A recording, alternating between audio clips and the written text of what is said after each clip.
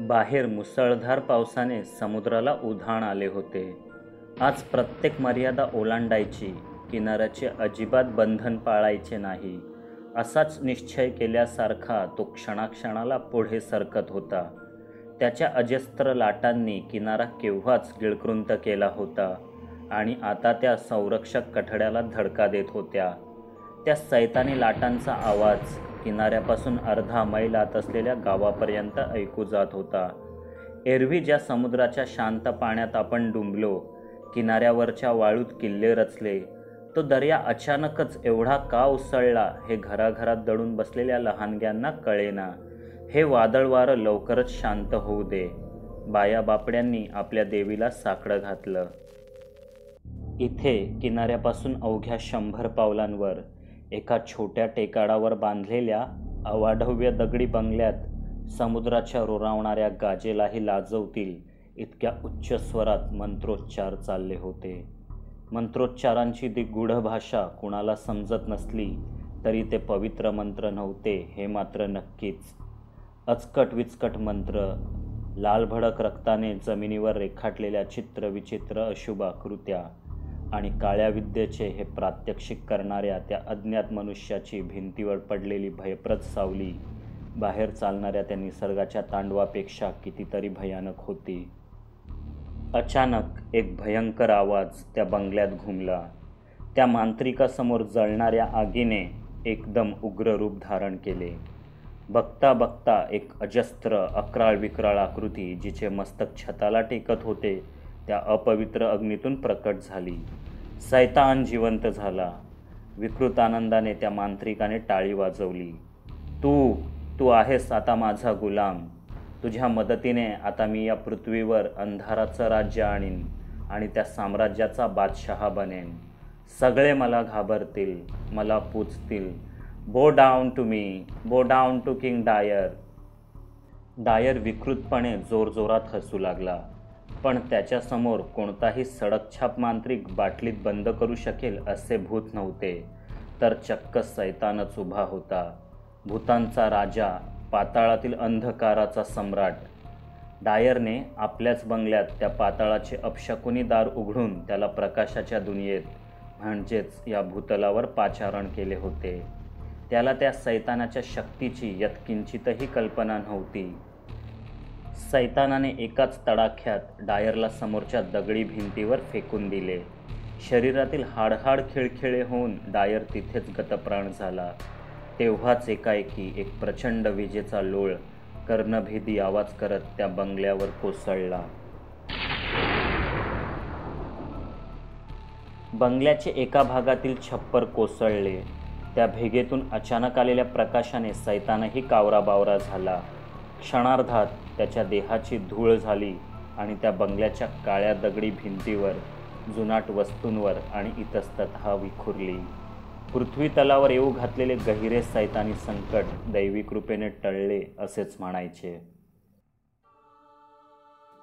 प्रकृतीबाईंना प्रसव वेदना अनावर झाल्या होत्या.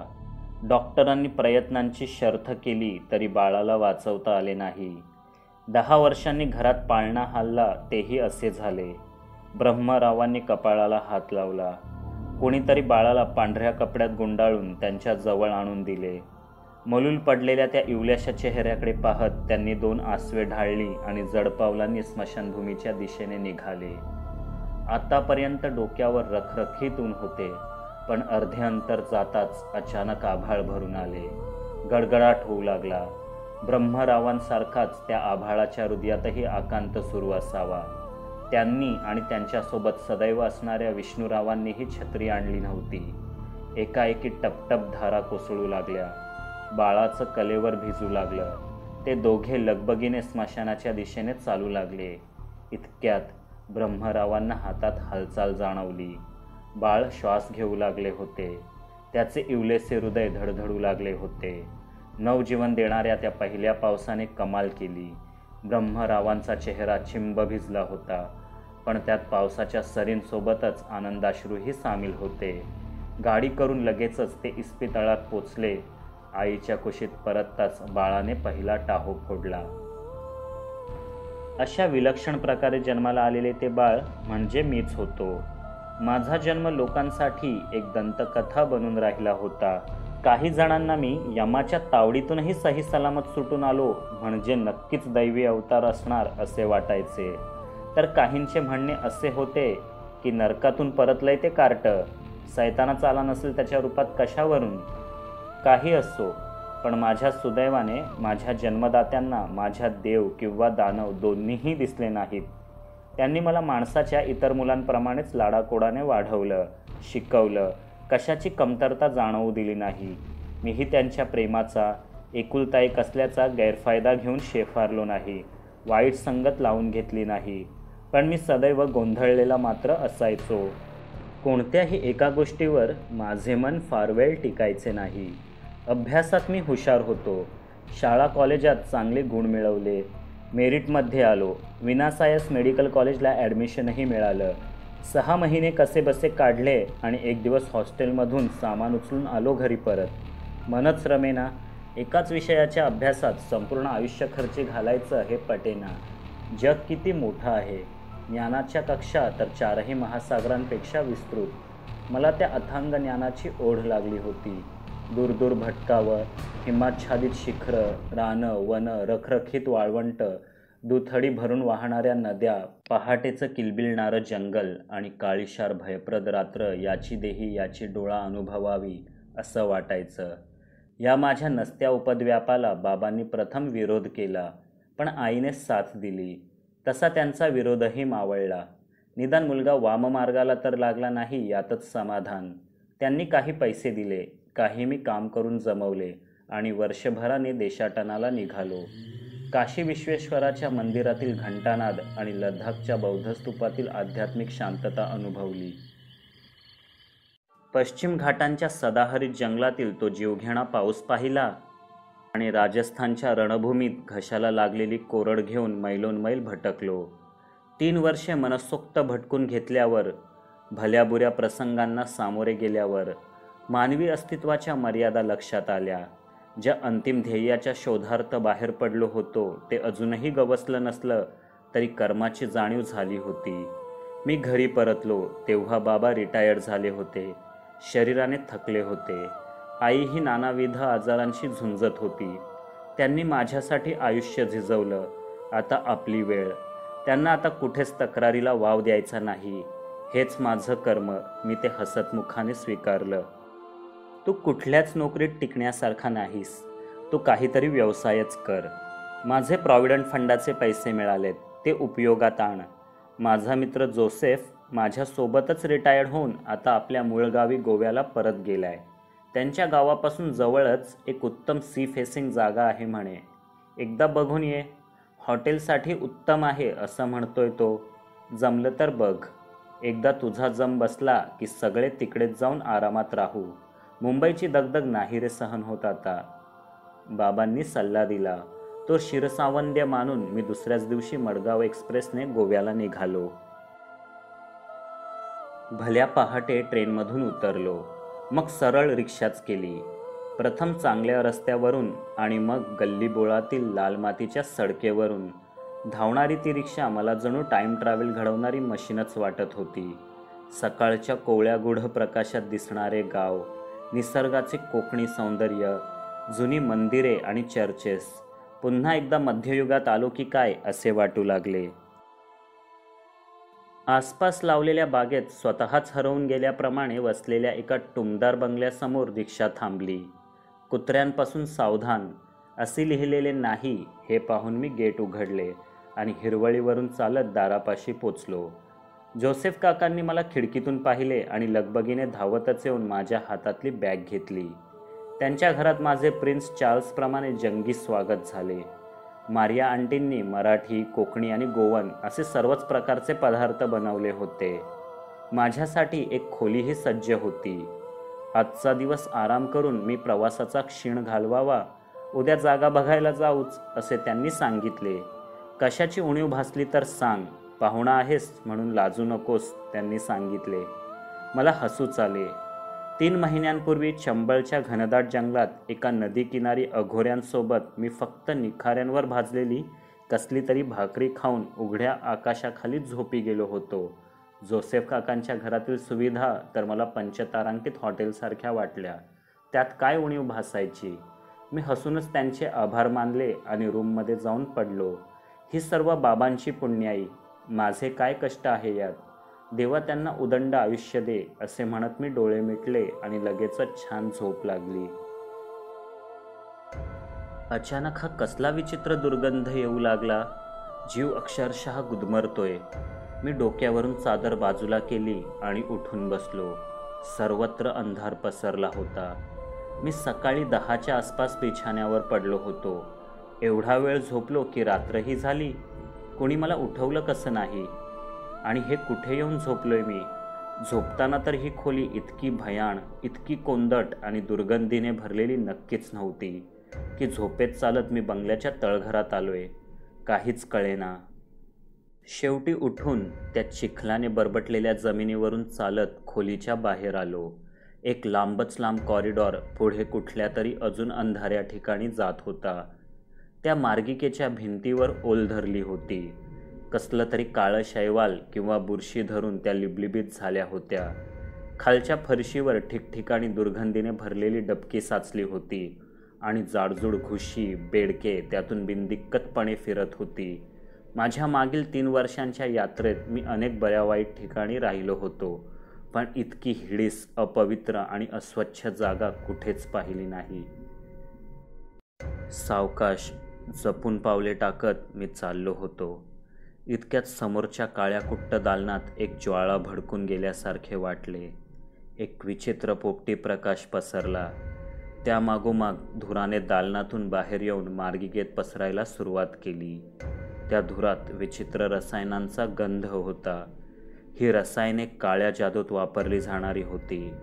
काही काळ अघोरींच्या सानिध्यात राहिल्यामुळे मला त्याबद्दल थोडीफार माहिती होती आणि हेही कळलं होतं की जिथे अशा काळ्या विद्येची उपासना चालली असेल तिथून उलटपावली दूर पळावं.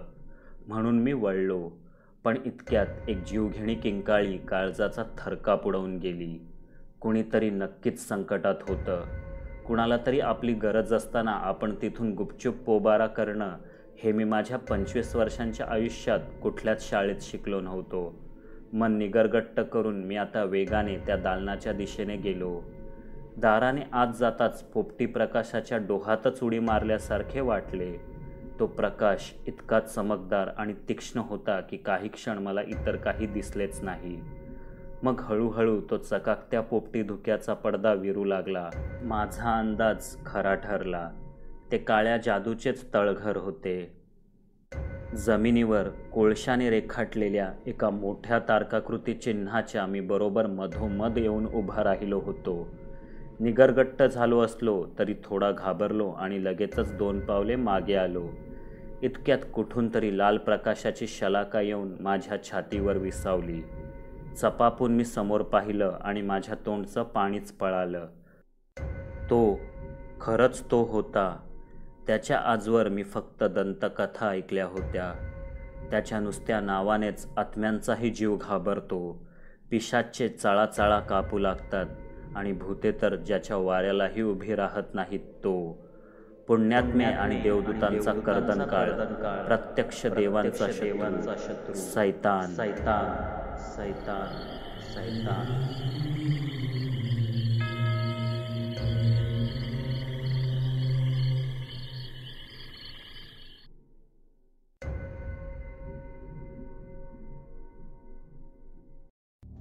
पुण्यात्मे आणि देवदूतांचा कर्दनकाळ, प्रत्यक्ष देवांचा शत्रू, सैतान सैतान सैतान सैतान.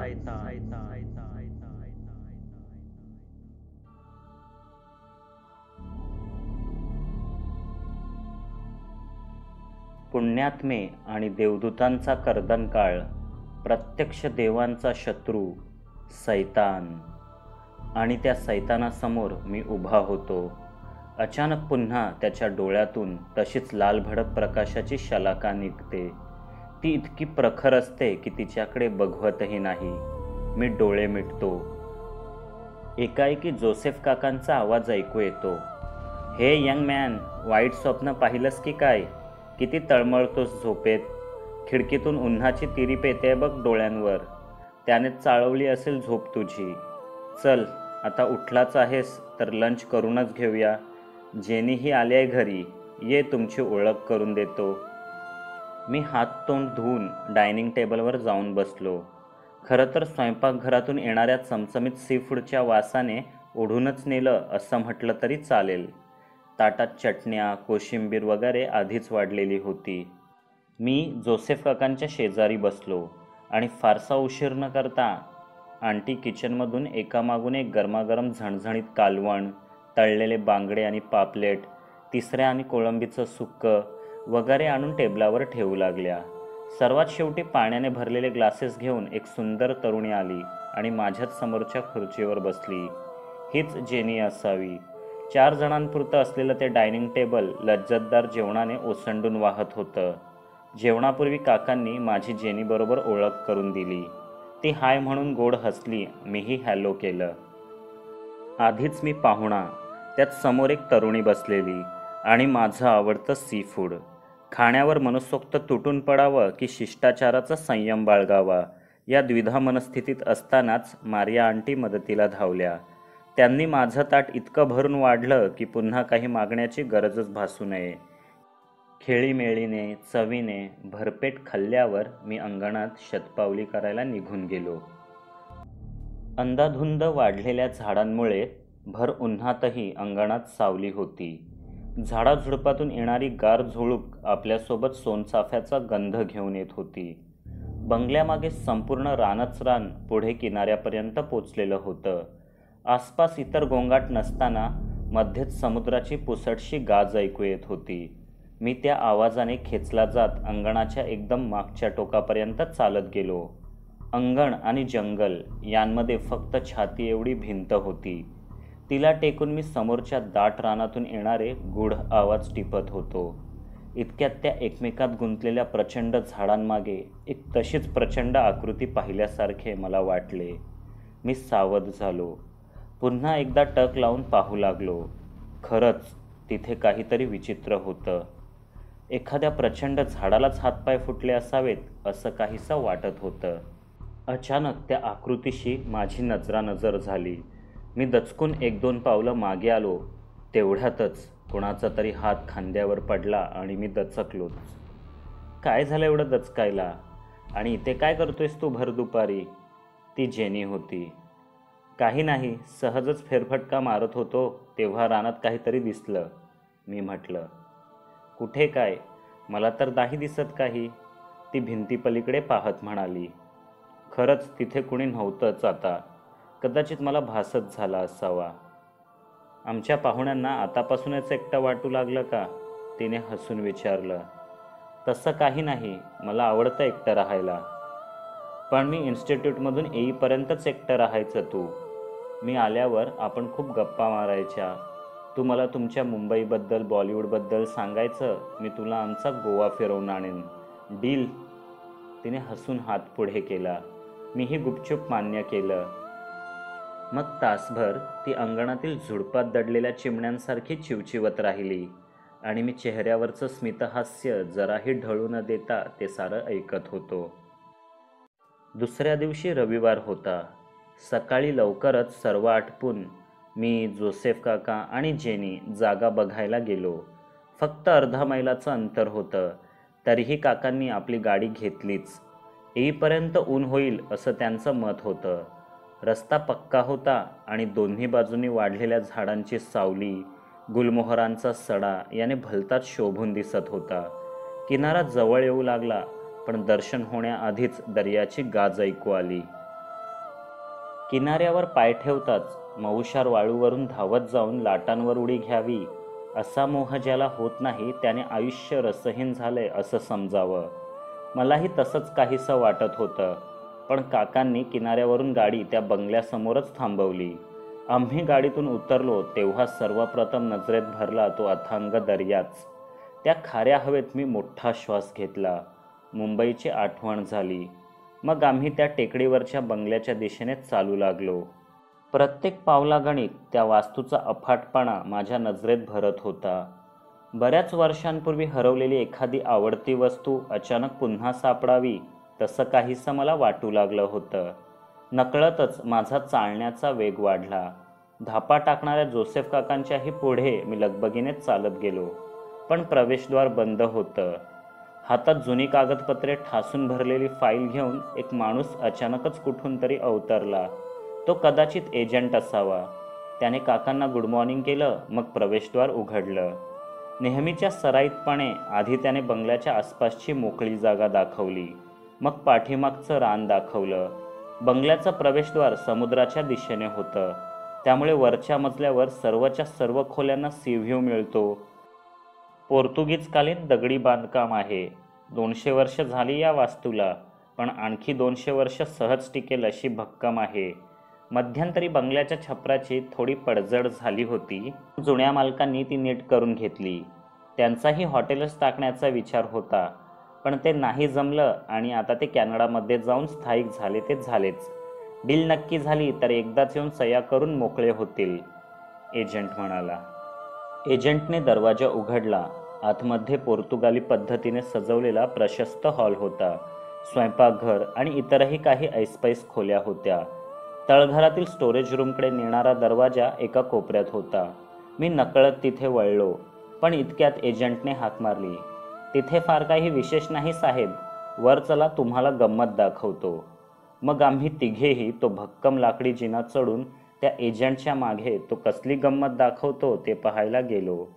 वरती 10 खोल्या एका रांगेत होत्या. प्रत्येक खोली आतून चांगली प्रशस्त होती. त्यांची पुढची बाजू समोरच्या दर्याकडे तर मागची हिरव्यागार रानाकडे उघडत होती. बंगल्याचं छप्पर आणि ढासळलेली एक बाजू अलीकडेच, म्हणजे 20-25 वर्षांपूर्वी दुरुस्त केलेली वाटत होती. सर्व झालं आणि आम्ही पुन्हा खाली येऊन तिथेच डायनिंग टेबलवर कागदपत्रे तपासायला बसलो. मागच्या 20 वर्षात आतापर्यंत त्या बंगल्याने 4-5 मालक बदलले होते. असं का विचारल्यावर एजंटही थोडासा बावरला. मग जोसेफ काकांकडे पाहून म्हणाला, तुमच्यापासून काय लपवायचं साहेब, तुम्हाला सर्व ठाऊक आहेच. खऱ्या खोट्या माहीत नाहीत, पण बऱ्याच अफवा आहेत या बंगल्याबद्दल. जुनी वास्तू दिसली की ती भूतबंगलाच असा आपल्याकडच्या लोकांचा समज असतो. मग कुणाला इथे भूत दिसतं तर कुणाला प्रेत. पण खरं सांगू का, या अफवांमुळेच ही जागा तुम्हाला इतक्या स्वस्तात मिळेल. नाहीतर साहेब, जितकी या बंगल्याची किंमत ठरली आहे त्याच्या दुप्पट किमतीत एवढी जागाही कुठे तुम्हाला मिळायची नाही. ते खरंच होतं. इथे येण्यापूर्वी मी गोव्यातील सी फेसिंग जागांच्या किमतीचा अंदाज घेतला होता. हा बंगला आम्हाला खूपच स्वस्तात पडत होता. भूताखेतांवर ना माझा विश्वास होता, ना जोसेफ काकांचा, ना माझ्या बाबांचा. आम्ही डील पक्क करायचं ठरवलं. तरीही एकदा जेनीचा विचार घ्यावा म्हणून मी तिला विचारलं. तिनेही छानच आहे असं म्हणून प्रतिसाद दिला आणि गोड हसली. मी तिथल्या तिथे ॲडव्हान्सची रक्कम बंगल्याच्या सध्याच्या मालकांच्या खात्यात ट्रान्स्फर केली आणि येताना बाजारातून मिठाई घेऊनच परतलो.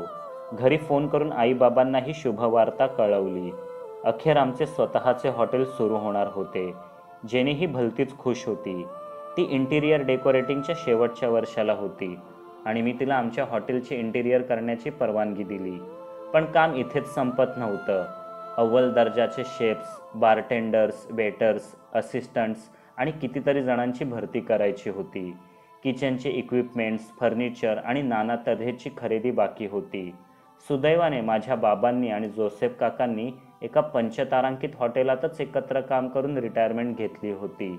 आपलं स्वतःचंही एक हॉटेल असावं हे स्वप्न तेव्हापासूनचं होतं. आता ते पूर्तीस येत होतं. त्यांच्या लाखमोलाच्या अनुभवाची आम्हाला नितांत गरज होती.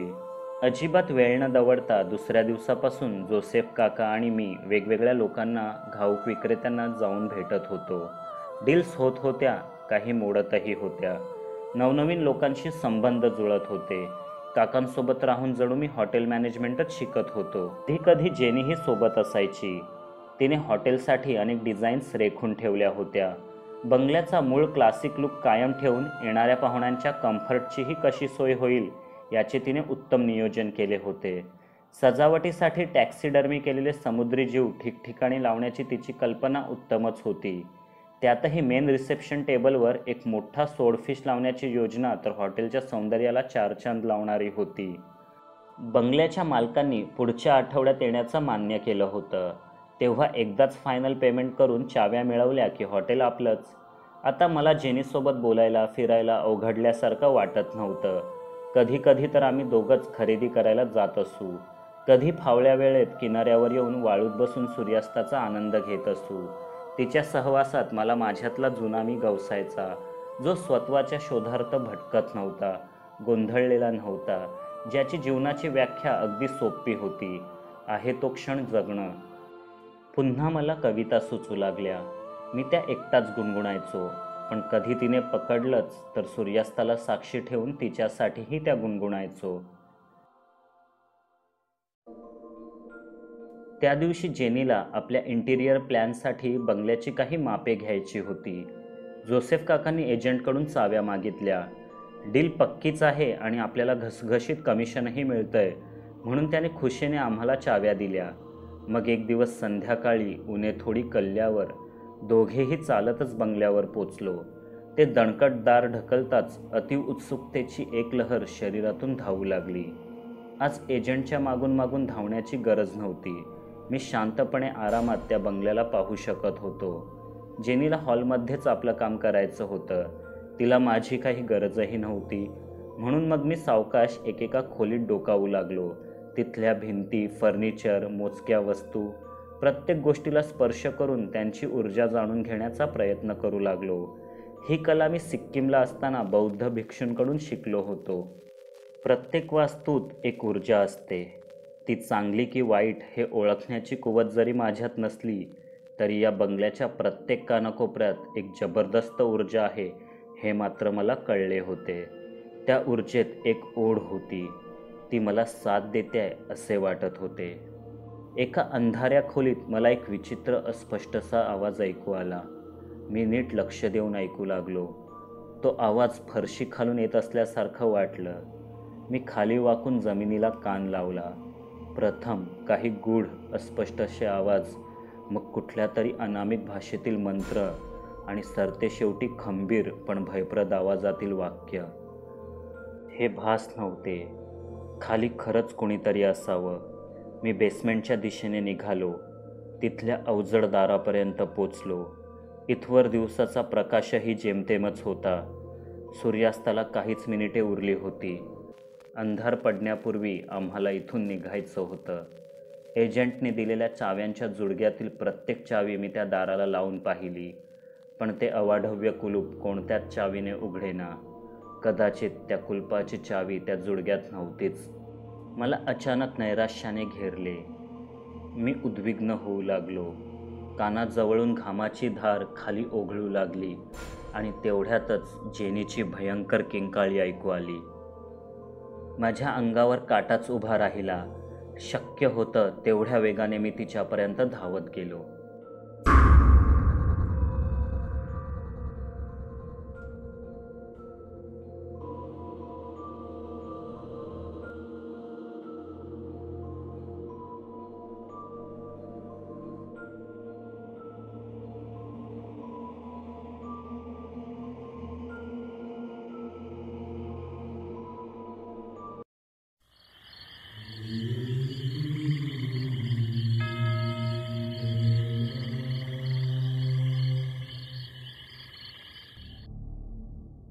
जेनी तिथे टेबलखाली डोळे मिटून बसली होती. ती भयातिरेकाने थरथरत होती. मी तिच्याजवळ जात विचारलं, जेनी काय झालं? तिथे कुणीतरी होतं. तो अगदी भयंकर दिसत होता. मी भिंतीची मेजर्स घेत असताना कुणीतरी गुपचूप माझ्या मागे येऊन उभं राहिलं. मला वाटलं तूच आहेस, म्हणून मी त्याच्याकडे स्केल मागितली, तर अगदी विचित्रपणे खाकरल्याचा आवाज आला. मी मागे वळले आणि त्याला पाहून दचकलेच. तो चांगला 6-7 फूट उंच होता. विद्रूप चेहरा, बुबळे नसलेले भयंकर डोळे आणि त्यांच्या भोवतीची ती काळी वर्तुळे. मी दचकून 2 पावले मागे झाले, पण तोल जाऊन पडले. तो पाय घासत माझ्याकडेच येऊ लागला, म्हणून मी किंचाळले. खालून लाकडी जिन्यावर तुझ्या धावत येणाऱ्या पावलांचा आवाज ऐकू आला तसा तो तरंगल्यासारखा त्या रिकाम्या खोल्यांच्या दिशेने गेला आणि जणू अंधारात गायबच झाला. ठीक आहे, तू इथेच थांब, मी बघून येतो, मी तिला धीर देत म्हटलं. नको रे, प्लीज मला एकटीला सोडून नको जाऊस. आय एम व्हेरी स्केअर्ड नाव. पण आपल्या बंगल्यात कोण शिरलंय ते तर पाहायला हवंच ना. मग मी पण येते तुझ्याबरोबर, ती धीर एकवटून म्हणाली आणि माझ्या पाठून चालू लागली. जराही चाहूल लागू न देता आम्ही एकेका खोलीचे दार उघडून आत पाहत होतो, पण तिथे कोणीच नव्हतं. सूर्य आता जवळपास पूर्णच क्षितिजाखाली गेल्यामुळे मागच्या काही रूम्समध्ये आणि किचनमध्येही अंधार दाटून आला होता. तरीही मोबाईलच्या उजेडात जितकं शक्य असेल तितकं मी तपासलं. जेनीलाही दाखवलं. तिला आता त्या शोधमोहिमेत जराही रस नव्हता. अंधार वाढत चालला होता आणि लवकरात लवकर आपण इथून बाहेर पडावं हाच तिचा हट्ट होता. शेवटी सर्व काही नीट कुलूपबंद करून आम्ही बंगल्याच्या पायऱ्या उतरून खाली आलोच. तेव्हा इथे बंगल्याच्या वरच्या मजल्यावरील खिडकीतून एक भयप्रद आकृती आमच्या दूर जाणाऱ्या सावल्यांकडे पाहत होती. किनाऱ्यावरही दिवे नव्हते, फारशी वर्दळही नव्हती, पण अजूनही संधी प्रकाशाची काही चोरटी किरणे किनाऱ्यावर रेंगाळत होती. जेनीने बाहेर येताच सुटकेचा निश्वास सोडला. किनाऱ्यावर जिथे काही पर्यटक आणि दुकानांची रेलचेल होती तिथे येऊन दोघेही वाळूतच बसलो. किनाऱ्यावर जिथे काही पर्यटक आणि दुकानांची रेलचेल होती तिथे येऊन दोघंही वाळूतच बसलो. जेनीने बऱ्याच वेळाने तोंड उघडलं. मला वाटतं लोक बरोबरच म्हणतात, तो बंगलो खरंच हॉन्टेड आहे असं मलाही जाणवलंय. इतर कोणी सांगितलं असतं तर विश्वास बसला नसता, पण जे स्वतःच्या डोळ्यांनीच पाहिलं ते नाकारायचं कसं? तू जे पाहिलंस ते मला नाकारायचं नाही. तुला भास झाला असेल असं म्हणून तुला खोटंही पाडायचं नाही. पण ती वास्तू एक भूतबंगलाच आहे या निष्कर्षापर्यंत पोचण्याआधी मी स्वतः अनुभवलेली एक गोष्ट तू ऐकावीस असं मला वाटतं. यावर तिने काही प्रत्युत्तर दिलं नाही. तिची मुकसंमती आहे असं समजून मी माझी गोष्ट सुरू केली. फक्त 2 वर्षांपूर्वीची घटना आहे. माझ्या 3 वर्षांच्या आत्मशोधाच्या प्रवासाबद्दल तू काकांकडून ऐकलंच असशील. सुरुवातीचं वर्ष दक्षिण भारतात घालवल्यावर मला उत्तरेच्या निवांत आणि थंडगार शिखरांची ओढ लागली होती. शेवटी मी एक दिवस मनालीला पोचलोच. पण इतर पर्यटकांसारखं मला कुठल्या तरी हॉटेल किंवा लॉजमध्ये राहून वरवरचं फिरायचं नव्हतं की जॉय राईड्स एन्जॉय करायच्या नव्हत्या. म्हणून मी पर्यटकांच्या कोलाहलापासून दूर एका शांत शिखरावर उंच देवदारांच्या रानात दडलेल्या लाकडी उबदार घरात एका पहाडी कुटुंबासोबत राहायचो. तिथून जवळच एक चेरी आणि सफरचंदाच्या झाडांनी वेढलेला, समोर सुंदर बाग आणि मागच्या बाजूने हिमाच्छादित पर्वत शिखरांचे मनोहारी दर्शन घडवणारा एक आलिशान बंगला होता. पैसे असलेल्या कुठल्याही माणसाला तो याच क्षणी विकत घ्यावा असेच वाटेल. तरीही बरेच दिवस त्यावर टू सेल अशीच पाटी लागलेली होती. एक दिवस मी ज्याच्याकडे राहायचो त्या मानसिंगजवळ बंगल्याची चौकशी केली. यावर त्याने जे सांगितलं ते धक्कादायकच होतं. तो बंगला तुम्हाला कितीही आवडला असला तरी विकत घेण्याच्या भरीस तुम्ही न पडलेलंच बरं साहेब, कारण तो झपाटलेला आहे. आतापर्यंत कितीतरी पार्ट्यांनी तो बघितला, पाहताच आवडण्यासारखा आहे. किंमतही अपेक्षेपेक्षा खूपच कमी ठेवली आहे मालकांनी. लोक येतात, बंगला पाहतात, खुश होतात, ॲडव्हान्सही देतात, पण दुसऱ्यांदा भेट दिली की असं काही भयानक दिसतं किंवा घडतं की ते लोक पुन्हा परतून येत नाहीत. डीलमध्येच कॅन्सल करतात. त्यांनी दिलेला ॲडव्हान्सही बुडतो तरी लोक परत येत नाहीत. अशा प्रकारे तो बंगला इतक्या वेळा विकण्याचा प्रयत्न झाला आहे की नुसत्या टोकन किंवा ॲडव्हान्सच्या रकमेनेच त्या मालकाने बंगल्याची संपूर्ण किंमत वसूल केली असेल. खरंच इतकी भयानक भूतावळ आहे त्या घरात? मी विचारलं. आता जे व्यवहार अर्ध्यात टाकून गेले त्यांनी कुठली तरी भयप्रद सावली, भयानक आकृत्या घरात पाहिल्या असं म्हणतात खरं साहेब, पण गावात दुसरीही एक चर्चा चालू आहे. ती अशी की बंगल्याचा मालक आणि पार्ट्या घेऊन येणारा एजंट यांचंच हे कारस्थान असावं, कारण बंगल्याच्या मालकाने याची किंमत अर्ध्याहूनही कमी ठेवली आहे. शिवाय बंगला छानपैकी मेंटेनही केला आहे. त्यामुळे गिऱ्हाईकं पटापट येतात. मोक्याची संधी आहे हे पाहून पहिल्याच भेटीत टोकनही देतात. त्या पहिल्या वेळी एजंट जेव्हा त्यांना बंगला दाखवतो तेव्हा काहीच भयानक घडत नाही. पण सौदा पक्का करण्यापूर्वी पुन्हा एकदा जेव्हा ती पार्टी बंगला बघण्याची इच्छा व्यक्त करते तेव्हा नेमकं त्या एजंटला दुसरी महत्त्वाची डील असते. मग तो कुणाकडे तरी चावी पाठवून तुम्हीच बंगला बघून घ्या असे पार्टीला सांगतो आणि नेमकं त्याच दिवशी बंगल्यात असं काहीतरी भयानक दिसतं की ती पार्टी दिलेला ॲडव्हान्सही परत न मागता व्यवहार सोडून देते. अशा प्रकारे बंगला न विकता न भाड्यावर देता मालकाची कमाई होते आणि एजंटला कमिशन मिळत राहतं. ही दुसरी गोष्ट मला जास्त विश्वासार्ह वाटली. मग त्यांचा पर्दाफाश करण्यासाठी मी आणि मानसिंगने एक योजना आखली. सिमल्याला असताना माझी एका तरुण इन्स्पेक्टरशी चांगली ओळख झाली होती. त्यालाही आमच्या कटात सामील केले. मी पार्टी बनलो. मानसिंगच्या मदतीने एजंटला भेटलो. पहिल्याच भेटीत डील पक्क केलं, चेक दिला आणि आठवडाभरानंतर पुन्हा एकदा बंगला पाहण्याची इच्छा व्यक्त केली. पण त्यावेळी त्याने आपल्याला डेंग्यू झाला असल्याचे सांगून फक्त चावी पाठवून दिली. मी आणि साध्या वेशातील माझा इन्स्पेक्टर मित्र बंगल्यावर गेलो. मानसिंग गुपचूप या सर्व प्रकाराचे रेकॉर्डिंग करणार होता. ठरल्याप्रमाणे आम्ही आत गेलो. दिवे लावण्याचा प्रयत्न केला पण ते लागतच नव्हते. कुणीतरी फ्यूजच उडवून टाकला होता. मग मी पायऱ्यांनी वर गेलो तर माझा मित्र किचनकडे वळला. मी वरच्या मजल्यावर जाऊन एका बेडरूमचं दार ढकललं. खिडक्यांना झडपा लावलेल्या असल्यामुळे आत बराच अंधार होता. मी मोबाईलचा टॉर्च लावला. त्या उजेडात बेडरूममधील लाकडी कपाटाचे दार हलताना दिसले.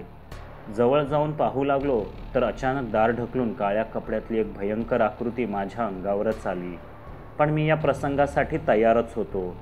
स्वतःला सावरून त्या अंगावर धाव घेणाऱ्या भूताच्या मी एक जोरदार कानशिलात लगावली. तो आवाज त्या बंद बेडरूममध्ये अधिकच मोठा वाटला. भूत गरबरून खाली कोसळले. इतक्यात खालूनही तशीच वेदनेने ओतप्रोत भरलेली किंकाळी ऐकू आली.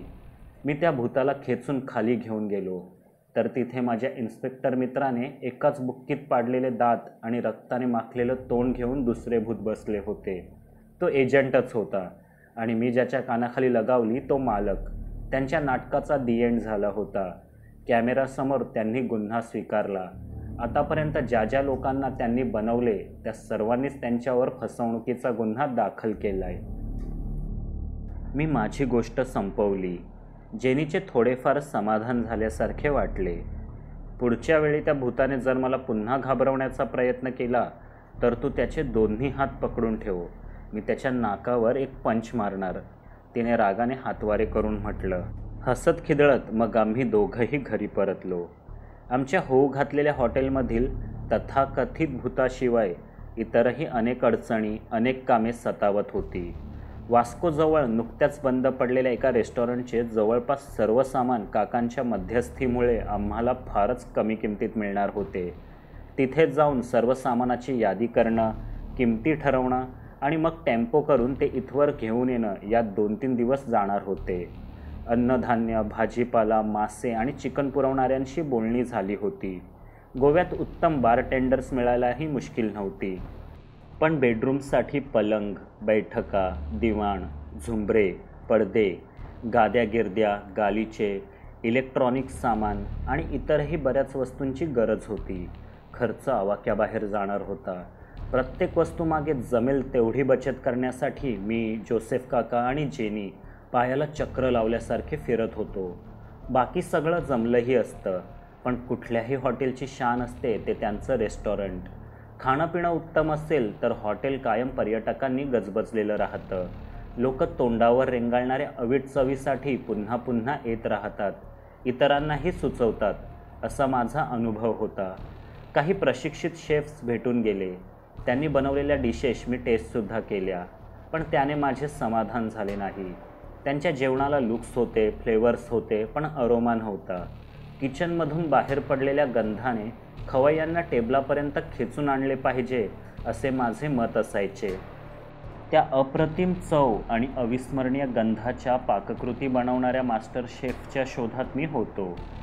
ठरल्याप्रमाणे बंगल्याचे मालक कॅनडाहून आले. आमची भेट झाली. सौदा पूर्ण झाला.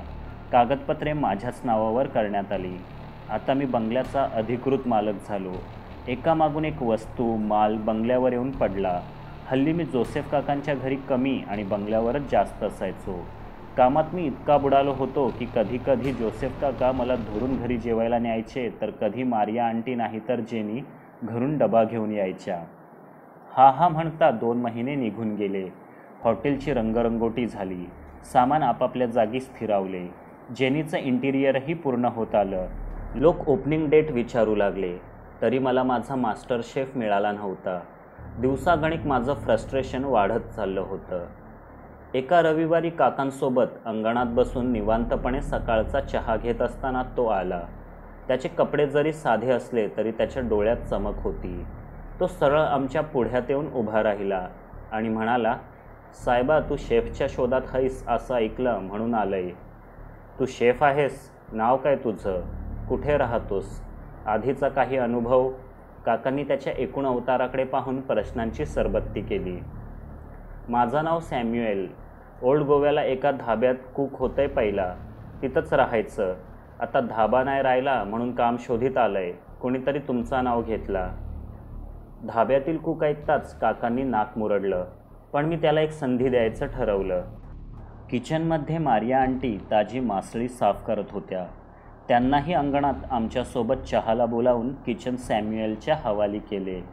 अर्धा पाऊण तासातच किचनमधून खमंग वास मधल्या साऱ्या खोल्या पार करून अंगणात येऊ लागला. मारिया आंटींनीही त्या गंधाचे कौतुक केले. काकांनी काही पदार्थ टेस्ट केले. चव अपेक्षेप्रमाणे लाजवाबच होती. पापलेटपासून पेस्ट्रीपर्यंत आपण काहीही बनवू शकतो हे त्याने आत्मविश्वासाने सांगितले. किती पगार घेणार महिन्याला? काकांनी विचारलं. साहेबा, पगार किती वासू दे, पण रवायला जागा फक्त दे. काका आणि मी आपापसात थोडी चर्चा केली. बंगल्यातील स्टोरेज रूममध्ये त्याची सोय होऊ शकणार होती. मी सॅम्युएलला उद्यापासून ये म्हटलं. तो खुशीत शिटी वाजवत जाऊ लागला. गेटजवळ त्याची जुनी लाल रंगाची फटफटी उभी होती. ती 666 क्रमांकाची नंबर प्लेट असलेली स्कूटर काही क्षणातच धुरला उडवून दिसेनाशी झाली. त्यानंतर कामाला भलताच वेग आला. विजयादशमीचा मुहूर्त साधून हॉटेल सुरू करायचं होतं. त्याला अजून महिनाभर अवकाश असला तरी छोटी मोठी हजारो कामे आवरायची होती. सॅम्युएल स्टोरेज रूममध्ये शिफ्ट झाला होता. त्यामुळे बंगल्यात येऊन पडलेल्या सामानासाठी रात्रीचा रखवालदार ठेवण्याची गरज नव्हती. माझ्या डोळ्यांसमोर बाबांचे, जोसेफ काकांचे स्वप्न उभे राहत होते. जेनीचे इंटिरियरही पूर्ण होत आले.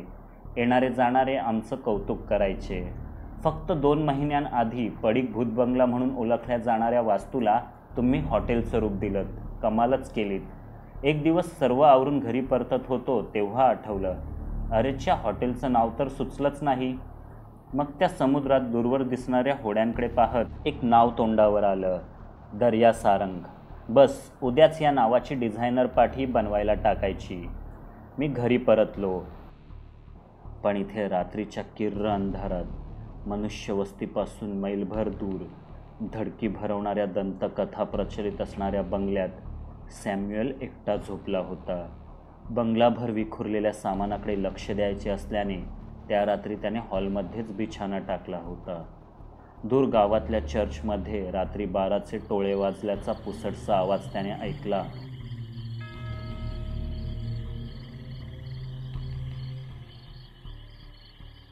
आणि त्याची झोपमोड झाली. एवढ्यात त्याचं लक्ष समोरच्या अंधाराकडे गेलं आणि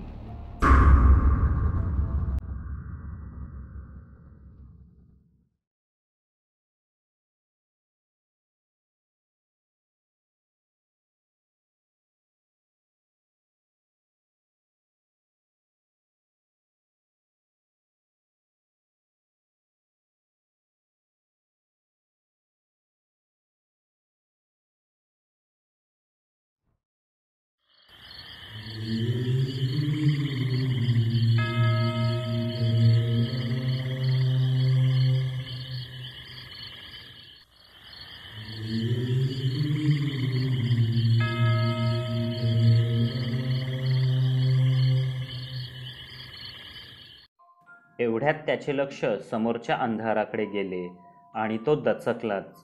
तिथे कुणीतरी होतं. खरंच सॅम्युएल घाबरणाऱ्यांपैकी नव्हता. कोण शिरलंय र बंगल्यात, त्याने आवाज दिला. पण अचानक किनाऱ्यावर येऊन फुटलेल्या समुद्राच्या लाटेशिवाय इतर कुठलाच आवाज आला नाही. अंधारात काहीतरी हालचाल मात्र जाणवली. तो उठला. त्याने शेजारीच ठेवलेला आपला टॉर्च उचलला आणि स्विचबोर्डच्या दिशेने गेला. अजूनही काही भागातले दिवे बसवणं बाकी होतं. त्यामुळे पूर्ण हॉल जणू प्रकाश आणि अंधाराच्या तुकड्या तुकड्यांमध्ये विखुरल्यासारखा वाटला. एखाद्या उघड्या खिडकीचा फायदा घेऊन चोर तर शिरले नसावेत. सॅम्युएल आता सावध झाला आणि गुपचूप जिन्यामागील अंधाराकडे वळला. कोणाला लपायचेच असेल तर ही मोक्याची जागा होती, पण तिथे कोणी नव्हतंच. सॅम्युएलला चुकवून मुख्य दारापर्यंत जाणं अशक्य होतं. कुठल्याही खोलीचे दार उघडल्याचा आवाज नव्हता. लाकडी जिन्यांच्या पायऱ्यांचा आवाज न करता वर पळून जाणेही मुश्किलच होते.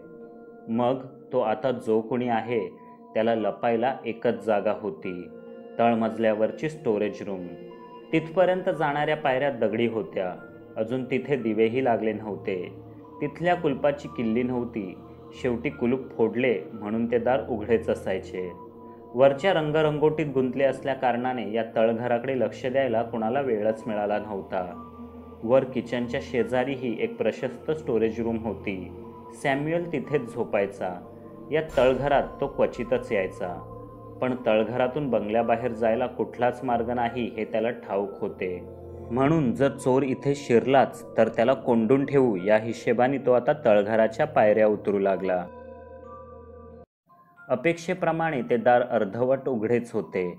फटीतून टिमटिमत्या मलूल दिव्याचा प्रकाश बाहेर पडत होता. सॅम्युएल बाहेरून कडी लावणार एवढ्यातच त्याने काहीतरी ऐकले, किंवा त्याला ऐकल्याचा भास झाला. तो आवाजच इतका क्षीण होता की खातरजमा होईपर्यंत सॅम्युएल तसाच उभा राहिला. मग काही क्षणानंतर तोच आवाज पुन्हा ऐकू आला. Samuel, my boy, don't stop there. पुढे ये. प्रकाशात तुला जे मिळालं नाही ते अंधार तुला देईल. आता मात्र सॅम्युएल उडालाच. तिथे जो कोणी लपला होता त्याला चक्क सॅम्युएलचं नाव माहीत होतं. तो नक्कीच चोर नसावा, कारण चोर नावाने हाक मारून बोलावत नाहीत. आपल्याला या कुप्रसिद्ध बंगल्यात एकटे पाहून गावातीलच कोणीतरी थट्टा उडवीत असेल असे त्याला वाटले. पण गावात तो जोसेफ काका, जेनी आणि माझ्याशिवाय कोणालाच ओळखत नव्हता. तरी त्याने निडर होऊन तळघराच्या त्या भयप्रद अंधारात पाऊल टाकलेच. तळघराच्या त्या प्रशस्त जागेत त्याचे स्वागत केले ते मलूल प्रकाशाने आणि कुबट वासाने. त्याशिवाय तिथे दुसरे कोणी नव्हतेच. मग तो अडगळीच्या पसाऱ्यापलीकडच्या दुसऱ्या भागात गेला. इथे तर कचकचित अंधारच होता. मधली अडगळ दूर करून त्या क्षीण दिव्याचा प्रकाश इथवर पोचूच शकत नव्हता. पण सामान ठेवण्याच्या निमित्ताने तो एकदा दिवसा इथे येऊन गेला होता. छतावर लटकवलेल्या एका अतिजुनाट बल्बची साखळी आसपासच कुठेतरी लोंबत असेल हे त्याला ठाऊक होते. थोडा वेळ अंधारात चाचपडल्यावर ती साखळी त्याच्या हाताशी लागली. ती खेचताच समोरच्या भिंतीवर एक मनुष्य सदृश्य सावली त्याला दिसली आणि लगेचच बल्ब बंदही पडला. भास झाला असेल असे समजून त्याने पुन्हा साखळी खेचली, पण पुन्हा तेच. आता मात्र सॅम्युएल चांगलाच घाबरला. ज्याची सावली भिंतीवर दिसत होती तो या तळघरातच नव्हता. ती अस्तित्वहीन सावली क्षणाक्षणाला मोठी होत गेली आणि तिच्या सोबतच त्या तळघराचे रूपही पालटत गेले. शेकडो मेणबत्त्यांचा मिणमिणता प्रकाश कानाकोपऱ्यात अचानक उमटला, पण तो त्या अंधकाराशी झगडत नव्हता, तर जणू अंधाराला शरण गेल्याप्रमाणे थरथरत होता. एकाएकी तळघराच्या फरशीवर चित्रविचित्र वर्तुळे उमटली.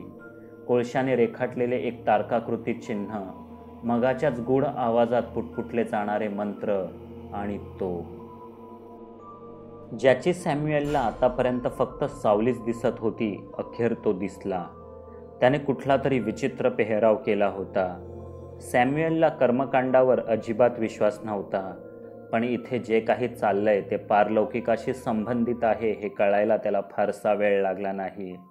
तो इथून बाहेर पडण्यासाठी उघड्या दाराच्या दिशेने धावला, पण अचानक त्याची वाट कोणीतरी अडवली.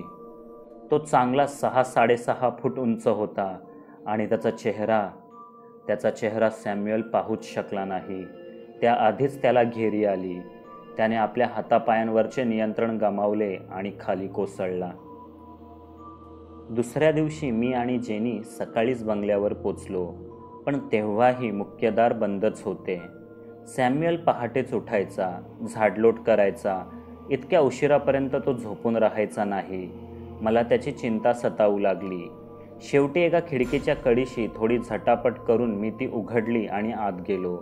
आतून दारही उघडलं. मग जेनी आणि मी संपूर्ण बंगलाभर सॅम्युएलला हाका मारत शोधू लागलो. हॉलमध्ये, किचनमध्ये, माडीवर, स्टोरेजमध्येही सॅम्युएल गवसला नाही. आता एकच जागा उरली होती, तळघर. आम्ही दोघंही तळघराकडे धावलो. दार उघडच होतं. तिथे अडगळीच्या मागे जुनाट सामानाच्या मधोमध सॅम्युएल आडवा पडला होता. त्याला शुद्ध नव्हती. जेनीने धावतच जाऊन किचनमधून पाणी आणलं. पाण्याचे 2-4 हबके मारल्यावर तो भानावर आला. त्याला आधार देऊन उठवले. तिथेच एका बऱ्यापैकी लाकडी खुर्चीवर बसवले. अजूनही त्याचा तोल जात होता. तो डोके दाबायचा. हातपायही थरथरत होते.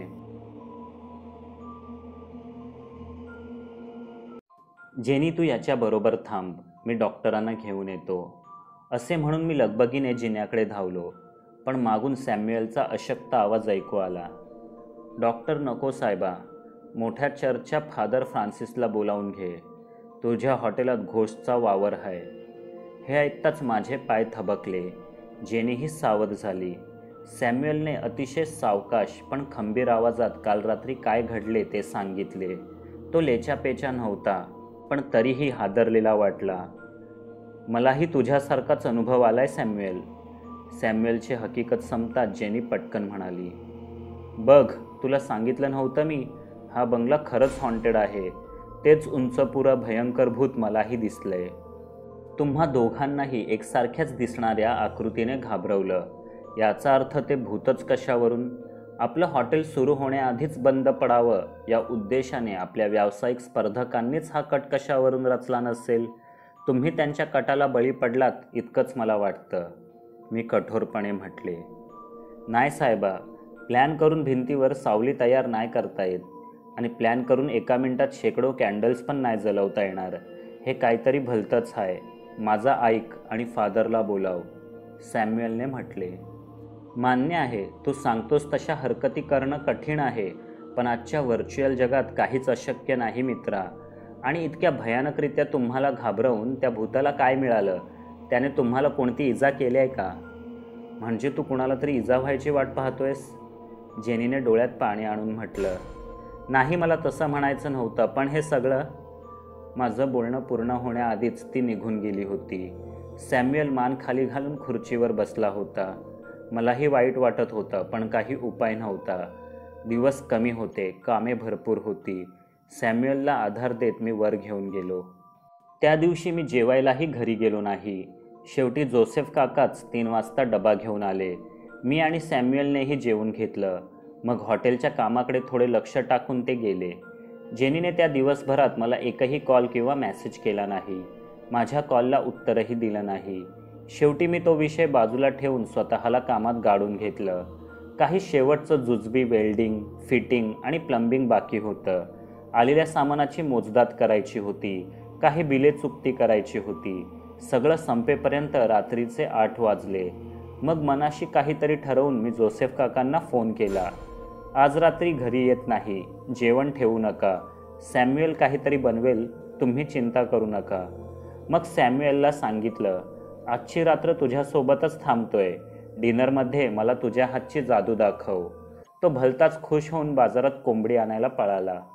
तो जाताच बंगल्यामध्ये फक्त मी आणि नीरव शांतता दोघेच उरलो. समुद्रालाही ओहोटी लागल्याने पाणी बरंच मागे गेलं होतं. त्यामुळे किनाऱ्यावर येऊन फुटणाऱ्या लाटांचा आवाजही नव्हता. हॉलमध्येच एका खोक्यावर बसून मी हॉटेलभर नजर फिरवली. त्या वास्तूत एक जबरदस्त ऊर्जा आहे हे मला आधीच जाणवलं होतं, पण ती ऊर्जा निगेटिव्ह नसेल अशी मला खात्री होती. एकतर या दोघांना भासच होत आहेत, नाहीतर खरंच कुणाला तरी आमचं हॉटेलच नकोय म्हणून तो हे चाळे करतोय. तसं असेल तर आज रात्री त्याची धडगत नव्हती. त्या 6.5 फूट भूताचा बंदोबस्त करायला खरं तर मी आज इथे थांबलो होतो. वेल्डिंगच्या कामातून उरलेली एक जाडजूड लोखंडी कांब मी शोधून ठेवली होती. तळघरातल्या त्या भूताची आज काही खैर नव्हती. पण इतक्यात फोन वाजला. तो जेनीचा होता. मी बोलता बोलता उठून एका उघड्या खिडकीपाशी निघून गेलो. पण बसलेल्या जागी भिंतीवर पडलेली माझी सावली मात्र विचित्ररित्या तिथेच चिटकून राहिली. अर्थात मी मात्र या गोष्टीने अनाभिज्ञ होतो. पटकन काहीतरी बोलून तिला दुखावल्यामुळे मी सॉरी म्हटलं. तडकाफडकी निघून येण्यासाठी तिनेही सॉरी म्हटलं. जर माझ्यावर रागावून आज तू घरी जेवायला आणि झोपायला येणार नसशील तर तसंच सांग, म्हणजे मीच डबा घेऊन तिथे येते, जेनी म्हणाली. बापरे, एवढ्या रात्री? त्या लांब टांग्या भूताची भीती वाटत नाही का तुला? मी जेनीला चिडवत म्हटलं. वाटते ना, पण त्या भूताच्या उरावर आमच्याकडचं एक बिनधास्त मोठं भूत बसवलेलं आज तिथे.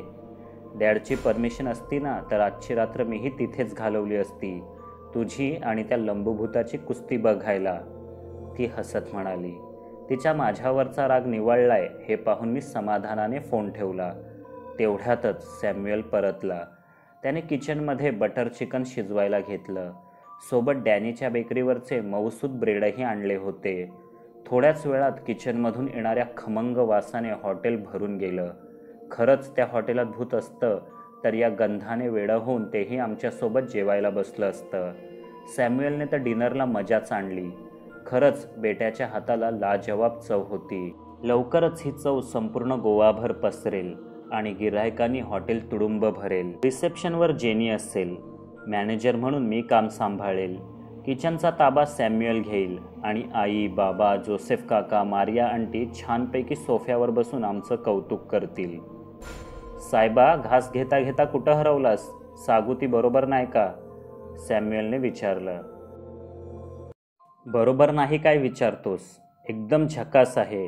या चवीवरून तर मी नामांकित फ्रेंच रेस्टॉरंट्सना ओवाळून टाकेन, मी हसत म्हटलं. तेव्हा सॅम्युएल चक्क लाजला. मित्रा, खरं तर ज्याचे दुष्परिणाम नाहीत असं जगात एकच व्यसन आहे, खाण्याचं. भरपूर कमवावं आणि भरपेट खावं. कुणी बनवून देणारं नसेल तर स्वतः बनवून खावं. चांगलं बनवता येत असेल तर स्वतःसोबत इतरांनाही खाऊ घालावं. श्रीमंतांच्या संगतीत खावं, भुकेल्यांच्या पंक्तीत खावं, पण खाण्यावरची वासना कधी हरवू देऊ नये. हे खाणंच आपल्याला काम करायला भाग पडतं, गुंतवून ठेवतं. नाहीतर रिकामी सैतानी डोक्यांनी पृथ्वीवर नसता हाहाकार माजवला असता. सॅम्युएलच्या अलौकिक बटर चिकनने मी जणू एका ट्रान्समध्ये हरवून बोलत होतो. मध्येच त्याने बोलणं तोडलं. तू इतका वेळ काय बोललास ते मला कायव कळलेलं नाही साहेबा. फक्त इतकाच सांग, चिकन बरा झाला की वाईट? हे ऐकताच मी खदखदून हसू लागलो. मला हसताना पाहून सॅम्युएललाही हसू आवरले नाही. जेवण मजेने पार पडले. रात्री बऱ्याच उशिरा दोघांनीही हॉलमध्येच अंथरूण टाकलं. मी सोफ्यावर तर सॅम्युएल खालीच झोपणार होता. माझी लोखंडी कांब मी गुपचूप आणून सोफ्याखाली ठेवून दिली. सावध झोपायचं ठरवूनही भरपेट खाल्ल्यामुळे लगेच गाढ झोप लागली. सॅम्युएल तर चक्क घोरत होता. काल रात्री याच बंगल्यात आपल्याला एका भूताने पछाडले होते हे त्याच्या ध्यानीमनी आणि स्वप्नीही नसावं. रात्री 1:30च्या आसपास माझी झोप चाळवली. लाईट गेली असल्याकारणाने पंखे बंद झाले होते. मानेजवळ घाम साचला. उकाडा असह्य होऊन मी उठलो. मोबाईलचा टॉर्च लावला. पाहतो तर सॅम्युएल आपल्या बिछाण्यात नव्हताच. कदाचित मेणबत्त्या आणायला किचनमध्ये गेला असेल म्हणून मी त्या दिशेने टॉर्चचा उजेड फेकला. तिथे कुठलीही हालचाल जाणवत नव्हती. किचनचे दारही बंदच होते. मी लगेच सावध झालो. सोफ्याखालची रॉड काढली. एका हातात मोबाईल आणि दुसऱ्या हातात रॉड सावरून मी तळमजल्याच्या पायऱ्या उतरू लागलो. दरवाजा उघडाच होता. आतून अस्पष्ट आवाज ऐकू येत होते. कदाचित फ्यूज चेक करायला सॅम्युएलच खाली गेला असेल. पण मग तो बोलतोय कोणाशी? मी अर्ध्या उघड्या दारापाठी लपून आत डोकावलो. तिथे अंधारात कुणीतरी दाराकडे पाठ करून उभं होतं. तो सॅम्युएलच असावा. आपल्यासमोर उभ्या असलेल्या कुणाशी तरी तो मान वर करून बोलत होता. म्हणजे ती व्यक्ती चांगलीच उंच असावी. पण अंधारामुळे नीट दिसत नव्हतं. मी त्या अंधाराकडे टक लावून पाहतच राहिलो. एकाएकी त्या अनामिक उंच आकृतीचे चमकणारे पाशवी डोळे माझ्याकडेच वळले. आमची नजरानजर झाली. मी एकदम दचकून दाराआड लपलो. इतक्यात कुठून तरी मागून एक हात येऊन माझ्याच खांद्यावर विसावला. माझा माझ्या डोळ्यांवर विश्वासच बसेना.